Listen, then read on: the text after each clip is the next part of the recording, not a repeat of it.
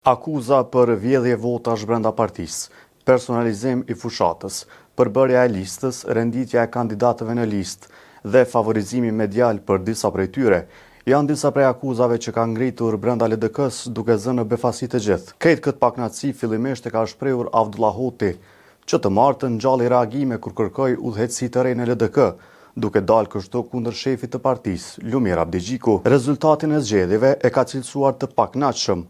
Hoti e ka pranuar se ka pasur pakënaqësi brenda LDK-s, duke akuzuar se udhëheqja aktuale është distancuar nga e kaluara e lavdishme e LDK-s. I menjëhershëm ka qenë reagimi i Lutfi Azirit nga garda e vjetër e LDK-s.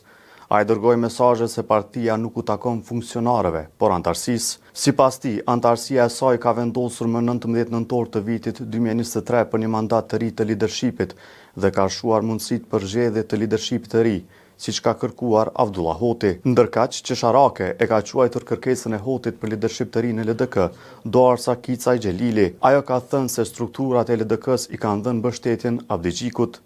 Nënkryetari tjetër i LDK-s, Gazmend Muhaxheri, është shprehur se nuk ka kuptim të shkarkohet Abdigjiku, kur partia është rritur për 70%. Në mbrojtje ka dalë edhe Sibel Halimi, një nga figurat që erdhi në parti, kur reformimin e nisi Lumir Abdigjiku, pas debaklit në zgjedhjet e vitit 2021. Ajo ka thënë se Abdigjiku është njeriu që duhet të udhëheqë jo vetëm LDK-n, por edhe Kosovën. Por kundër liderit ka qenë ish nënkryetari i LDK-s Agim Veliu.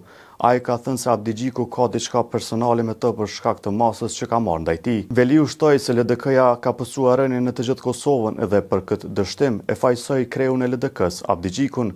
Sipas Veliut, Abdigjiku nuk ka çare pa tregu pse ka marrë masat ndaj tij, të cilat ai i ka quajtur të kundërligjshme.